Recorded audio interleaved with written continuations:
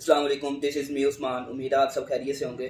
आज काफ़ी खबरें मेरे पास आ रही हैं और इमाद वसीम और मोहम्मद आमिर के हवाले से जो रिटायरमेंट वापस लेने की खबरें आ रही हैं उसमें शाहीन अफरीदी ने बड़ी स्टेटमेंट दी है। उसके अलावा देखा जाए तो शादाब खान मोहम्मद आमिर की हिमायत करते नज़र आ रहे हैं। उसके अलावा आज़म खान ने रिटायरमेंट लेने की तरफ इशारा दे दिया है। उसके बारे में बड़ी आज उन्होंने स्टेटमेंट दी है। उसके हवाले से बात करेंगे। कुछ पाकिस्तान टीम का अंडर 19 का जो कल पाकिस्तान टीम का मैच भी होने जा रहा है। बहुत तगड़ा सेमीफाइनल ऑस्ट्रेलिया के अगेंस्ट होगा और वो भी अनबीटन है, हम भी अनबीटन है। तो देखें क्या बनता है। इन सारी चीज़ों के हवाले से गपशप करेंगे। उससे पहले अगर आप चैनल पे नहीं तो सब्सक्राइब कर लें, पेज पे नहीं तो फॉलो कर लें, बेल आइकन प्रेस कर लें और पोस्ट नोटिफिकेशन ऑन कर लें ताकि हर आने वाली नई वीडियो सबसे पहले आप तक पहुंच सके। तो आज के दिन की शुरुआत में आज़म खान से स्टार्ट करूंगा कि आज़म खान ने एक निजी टीवी चैनल के ऊपर स्टेटमेंट देते हुए कहा है कि जिसमें डेजर्ट वाइपर्स की तरफ से जो कि इंटरनेशनल लीग दुबई में हो रही है उनके चैनल के ऊपर शुएब मलिक के साथ वो बात कर रहे थे और उसमें उन्होंने क्लियर कट जाहिर किया है कि मुझे इंटरनेशनल कोचिज़ के साथ जब मैं काम करता हूं तो वो बड़ा मुझे अप्रिशिएट करते हैं, लेकिन अगर पाकिस्तान के कोचिज़ के बारे से बात की जाए तो वो मुझे अप्रिशिएट नहीं करते। अनफॉर्चुनेटली मुझे कोई भी सीरीज़ जो है वो पूरी नहीं दी गई जिसमें मुझे टेस्ट किया जाए। ठीक है, मैं समझता हूँ कि आज़म खान के हवाले से बिल्कुल वो ये चीज़ राइट कह रहे हैं कि उनको सीरीज़ में प्रॉपर चांसेस नहीं दिए गए, लेकिन जिन जिन मौक़ों पे चांसेस दिए गए आज़म खान कोई बड़ी इनिंग खेलने में कामयाब नहीं हुए। अफ़गानिस्तान देख लें आप, न्यूजीलैंड की सीरीज़ देख लें, उसके अलावा ऑस्ट्रेलिया की देख लें, वेस्ट इंडीज़ की देख लें, तो आज़म खान कोई खातर ख्वाह परफॉर्मेंस भी नहीं दे सके। अगर उनमें से कोई एक आधी क्या उसको कहते हैं परफॉर्मेंस भी अच्छी होती तो वो शायद क्या उसको कहते हैं कंसीडर किया जाता। लेकिन आज़म खान ने सिर्फ इशारा ये दिया है कि मैं क्या उसको कहते हैं मुझे हो सकता है कि मैं गलत कोई और स्टेप ले लूँ। गलत स्टेप का मतलब यही है कि कोई और तरफ जाएंगे। वो साफ जाहिर है कि वो रिटायरमेंट लेके लीग क्रिकेट की तरफ जाएंगे जिस तरह आमिर और इमाद वसीम ने लीग क्रिकेट स्टार्ट कर दिया। तो आज़म खान वो यही चाह रहे हैं कि प्रॉपरली तौर पे उनको चांस दिया जाए। अगर क्योंकि मिडल ऑर्डर में हमारे पास बैट्समैन भी नहीं है कि जो इफ्तिखार हैं या आज़म खान है और कोई मिडल ऑर्डर में परफॉर्मेंसेस भी नहीं दे रहे। तो आज़म खान को मैं समझता हूँ कि एक दफ़ा फिर से चांस देना चाहिए क्योंकि जिस तरह लीग क्रिकेट में वो आज़म खान जिस तरह की परफॉर्मेंसेस देते हैं, आप देखा जाए रिसेंटली उन्होंने दुबई में जो लीग हो रही थी इंटरनेशनल लीग उसमें 18 बालों पे 50 किया, फास्टेस्ट 50 किया। तो आज़म खान बहुत अच्छे बैटर हैं। मैं समझता हूँ कि बांग्लादेश क्रिकेट लीग में भी बड़ी अच्छी परफॉर्मेंसेज हैं। उसके अलावा जो भी लीग्स खेलते हैं उनमें अच्छी परफॉर्मेंसेज देते हैं, लेकिन अनफॉर्चुनेटली जब वो पाकिस्तान की तरफ आते हैं इस्लामाबाद यूनाइटेड से वो बड़ा अच्छा परफॉर्म करते हैं। तो जब पाकिस्तान की किट पहनते हैं तो वो फिर ठुस हो जाते हैं, उनसे परफॉर्मेंस नहीं होती। लेकिन आज़म खान को एक दफ़ा अपने आप को प्रूव करना चाहिए कि वो इस काबिल हैं कि वो पाकिस्तान से सर्वाइव कर सके। 3 दफ़ा उनका कमबैक हुआ है लेकिन वो कोई बड़ी इनिंग खेलने में कामयाब नहीं हुए। तो लेकिन देखें कि वर्ल्ड कप में अगर आज़म खान को चांस मिलता है तो वो क्या, क्योंकि अब उनकी फिटनेस के ऊपर भी बड़ा क्वेश्चन मार्क है। और आज देखा जाए तो बोर्ड के जो चेयरमैन है वो मुंतखब हो गए हैं मोहसिन हसन नकवी साहब। तो मेरे ख्याल से नॉन टेक्निकल बंदे का कोई भी बोर्ड में काम नहीं है। बोर्ड में क्रिकेटर्स होने चाहिए जिस तरह रमीज राजा थे। नजम सेठी साहब ने बहुत अच्छा काम किया, उनको मैं बिल्कुल क्रेडिट दूंगा। रमीज राजा साहब जो कि क्रिकेटिंग से बैकग्राउंड में समझता हूँ होना चाहिए जिस बंदे का जो भी गवर्नमेंट में आए। तो ये देखना पड़ेगा कि अब वहाब रियाज जो कि केयर टेकर गवर्नमेंट में आए के उसमें आए थे और वो अब फिर कंटिन्यू कर रहे हैं। तो मैं समझता हूँ कि ये उनके लिए एक अच्छा साइन होगा। और पाकिस्तान क्रिकेट टीम के लिए हफीज़ जो कि टीम डायरेक्टर हैं माइट भी पॉसिबल कि उनकी रिटायरमेंट हो जाए। तो वहाब रियाज बहुत अच्छा परफॉर्म करते हैं। मैं समझता हूँ कि जिस तरह की उनकी सिलेक्शन कमेटी में जिम्मेदारी होती है और वो आमिर को भी सिलेक्ट कर सकते हैं। और अगर बात आमिर से चली है तो मैं बताता चलूँ कि शाहीन अफरीदी के साथ जिस तरह की उनकी बॉन्डिंग चल रही है वो बहुत ज़बरदस्त चल रही है। डेजर्ट वाइपर्स की तरफ से वो खेल रहे हैं, उसमें वो ऑन द फील्ड और ऑफ द फील्ड दोनों में मैं समझता हूँ कि बड़ी अच्छी गपशप करते नजर आ रहे हैं और बड़ी अच्छी बॉन्डिंग है उनकी। 4 साल के बाद दोनों दोबारा खेल रहे हैं। 4 साल पहले वो पाकिस्तान की तरफ से आमिर जब खेले तो वो शाहीन खुद भी ये चाहते हैं क्योंकि पाकिस्तान के पास बॉलर्स की जो फास्ट बॉलर्स हैं उनकी कमी नजर आ रही है। क्योंकि देखा जाए तो शाहीन को खुद भी मार बहुत ज़्यादा पड़ रही है और उनकी इकॉनमी जो कि 2024 में 9 से ऊपर तक चले गई है। हारिस रऊफ भी कोई इतनी खातिर का बॉलिंग नहीं करते नजर आ रहे।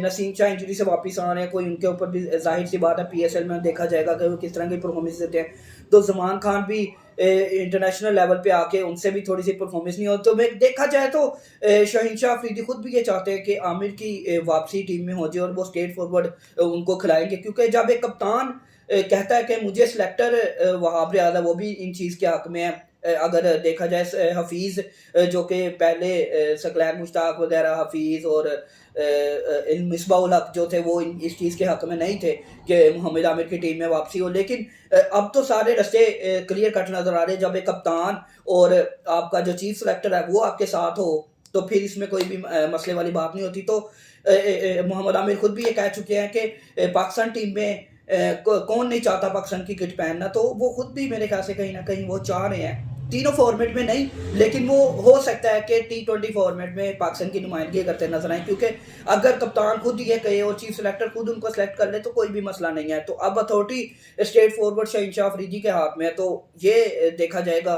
और शादाब भी बिल्कुल मीडिया के सामने जब प्रेस कॉन्फ्रेंस हुई थी तो उसमें शादाब भी उनको कह रहे थे कि आपको हम लोग काफ़ी मिस कर रहे हैं और 3-4 साल हो गए हैं आपका, तो आप लोग टीम में वापस है। तो वो फिर भी उन्होंने उस टाइम पे कहा था कि मेरा कोई इरादा नहीं है, लेकिन किसी भी टाइम पे पाकिस्तान क्रिकेट में कुछ भी हो सकता है। यही बात अगर मैं कहूँ इमाद वसीम की, तो वो भी इस चीज़ को अब वो फील कर रहे हैं, रियलाइज़ हुआ है उनको कि उनसे जो रिटायरमेंट का डिसीजन है वो गलत हुआ है। और 2-3 दफ़ा वीडियोज़ में वो क्लियर कट वो इशारा दे चुके हैं कि मैं पाकिस्तान टीम में कम बैक करना चाहता हूँ, रिटायरमेंट को वापस लेके टीम में आना चाहता हूँ। तो ये मैं समझता हूँ कि डेफिनेटली इमाद वसीम की जो क्रिकेटिंग का जो लेवल है इसमें कोई दो राय नहीं है कि जिस तरह की वो बहुत अच्छे ऑलराउंडर हैं। और अगर देखा जाए तो 300 विकेटें रिसेंटली वो दुबई लीग में खेलते हुए उन्होंने कंप्लीट की हैं कल के मैच में। तो इमाद वसीम एक अच्छा ट्रम्प कार्ड साबित हो सकते हैं अगर वो रिटायरमेंट को वापस लेते हैं, अगर आमिर वापस आते हैं, तो मैं समझता हूँ कि पाकिस्तान की टीम एक दफ़ा तगड़ी हो जाएगी। तो दोनों प्लेयर्स मैं समझता हूँ कि बहुत ही अच्छे हैं। और देखा जाए तो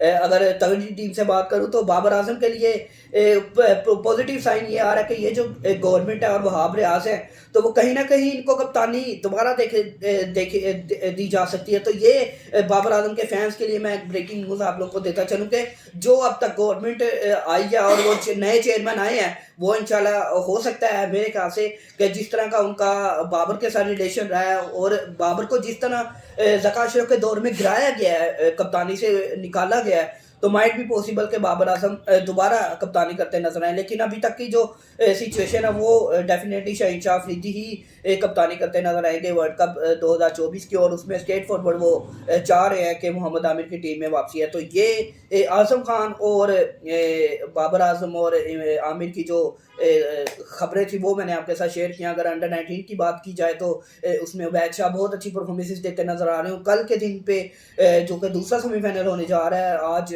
इंडिया वर्सेस साउथ अफ्रीका था, तो देखें कौन सी टीम ज्वाइन करती है। लेकिन अगर देखा जाए तो on the other hand Australia की टीम बहुत तगड़ी है, क्योंकि ऑस्ट्रेलिया भी अभी तक कोई भी मैच नहीं आ रही और पाकिस्तान की टीम भी कोई भी मैच नहीं आ रही।